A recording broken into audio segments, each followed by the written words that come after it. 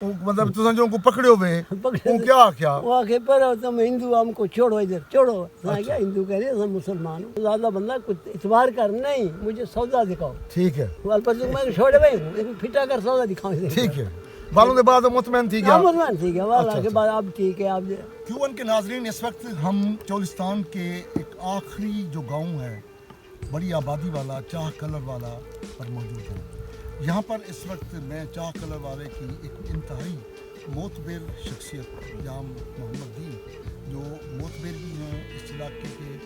और सबसे बड़ी बात है बुज़ुर्ग शख्सियत भी है। इन्होंने 65 की जंग भी देखी है 71 की जंग भी देखी है। हम चाहेंगे कि ये कुछ हाल अहवाल दें ताकि आपको पता चले कि 65 में इन्होंने क्या देखा क्योंकि 65 में शायद इनकी उम्र 14-15 साल होगी मगर 71 की जंग में इनको सारे मामला याद है। सही क्या हाल है अल्हम्दुलिल्लाह आप ठीक हो खैर नाल हो शुक्र है हाल जो 65 दी जंग च सन 65 ਦੀ ਜੰਗ ਵਿੱਚ ਅਸਾਂ ਇੱਥੇ ਖੂਦ ਆਪਣੇ ਦੇ ਤੇ ਆਦੇ अच्छा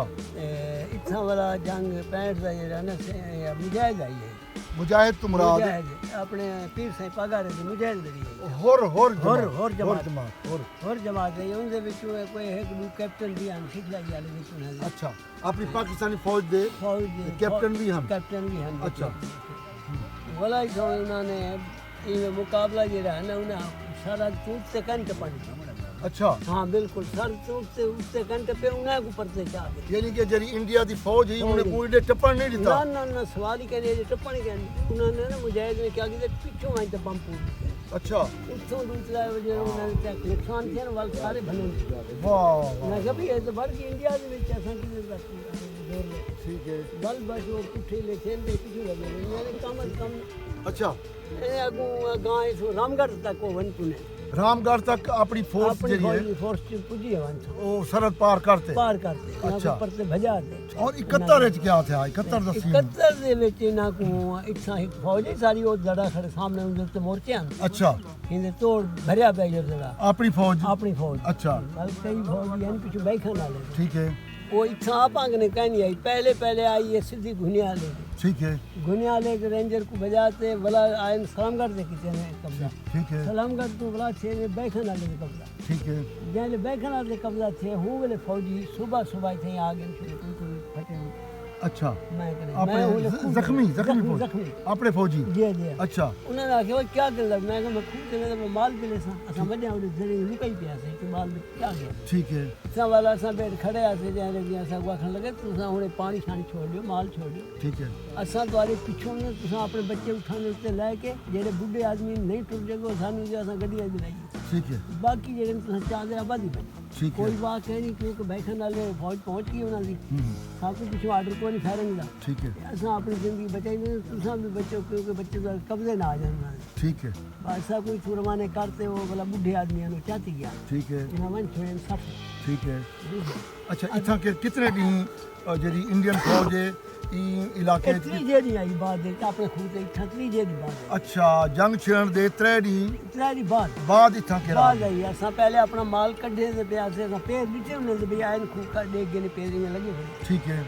हम 5-7 बंदे से वापस आया ठीक है मेरे छोड़ के निभा बने ठीक है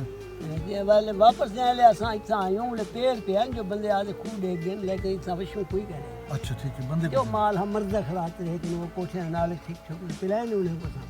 बल वो सारा इकट्ठा करते ओ जिसा हम खंबा लगा करेंगे चल में पास व्यापा बंद की चल अच्छा इकट्ठा की भाई ना को निकला ना दे ठीक है सवेले ने को अगी पे अकले ठीक है ए वाला गई गेम पे अस मैं ते फती जो आई सवेले सुबह ठीक है ओ शुदा पता नहीं तू जो निकते है ना फौजी उनका पेरा पे आई में पे गए पाकिस्तानी फौजी अच्छा पाकिस्तानी फौजी अच्छा ओने पेरा हुंदा ऊ सुनाने फती ने ठीक है आप दी गांव में देखन गया तो पेरा आ गए ठीक गाल सुनिया के पेरा पे से फौजी अपना के ये तो सीधा वेंदा पे फाजिल ते अगू कब्जा है इंडिया दा अगू तो वाला इंडिया दा बॉर्डर आवे से शुदा को पकड़ गई ठीक है ये हिम्मत करे दा अपन को पकड़ ठीक है मैं कहता ये माल तो कहीं नहीं आया चलो उठे अपने को चढ़ से जल्दी पुजान दे देता ठीक है ये पहले आप आंगन बढ़ गया उधे जान छुट्टी वाल वालम तो असा इस उठने पे चढ़ से भजा रखे थे ठीक है इटो भयाला कर खू सरे तो ककरा ले हूं खू दे परली डारी सा पुजियो ठीक है पर तो यार भीड़ी वेदा शुरू राइफल एक केटली पानी वाली राइफल भी यही राइफल ना ले है अच्छा राउंड शाउंड कहना ठीक है सिर्फ खाली राइफल डेला ٹھیک ہے ایک کیٹلی پانی پانی ہاں پانی کہنا خالی ہے خالی خالی شدہ ترے کم سپ دے لب دے ٹھیک ہے بہت سو بلا کو اساں وانتے نپے سے ٹھیک ہے مطلب تساں جو کو پکڑے ہوئے وہ کیا وہ کہ پر تم ہندو ہم کو چھوڑو ادھر چھوڑو میں کہا ہندو کہہ رہے ہم مسلمان ہوں ٹھیک ہے کلمہ پڑھے میں کہا میں کلمہ پڑھوں لا الہ الا اللہ محمد رسول اللہ میں مسلمان ہوں ٹھیک ہے خدا بندہ کچھ اعتبار کر نہیں مجھے سودا دکھاؤ ٹھیک ہے پر میں چھوڑے بھائی پھٹا کر سودا دکھاؤں ٹھیک ہے والوں کے بعد مطمئن تھی گیا مطمئن تھی گیا والا کے بعد اب ٹھیک ہے اب ہم کدھر آ رہے ہیں تو کی یہ ویلا پہ انڈیا تو سال کے بھی تو غلط میں نہ غلط ویلا پہ گزر بیٹھی فوج نے دی ٹھیک ہے والا اونٹ سے چڑھا کے گھنے تھا والا گوی اپنے کٹھے کی جانے ہے چڑھا کے ابا جی اچھا اتنا انڈیا دی فوج کتنے نہیں رہ گئی ہے اتنا رہی ہے سہیں والا 2.5 مہینے 2.5 مہینے 2.5 مہینے کتنے بندے ہیں بندے دے گئے سہیں پوری چوکی ہے تھا زڑے دے پوری فورس آ گئی مقامی آبادی کو انہوں نے کوئی پریشان نہ کوئی شے مقامی ہانی ہے بعد نکل گئے پہلے اچھا اصل سارے نکل گئے نا اپنے پاکستان کے جتنے میں کنویں کے آباد آ گئے اپنا مال ہی بچا دیا اپنا سر بچا کے گن گئے ٹھیک ہے اصل آبادی والے لے ٹھیک لیا ول جو آہار کو جو ٹھنڈا پیا کے بڑا مال جو کڈیا نا ول کئی آدمی سارے مال کھڑدا نہ وتا نہ مال دا ٹھیک ہے مال بھجم دا والا چھوکرا ہے کہ سارا تھی پک نہیں پیا ٹھیک ہے آیا ڈاچے دے پیچھے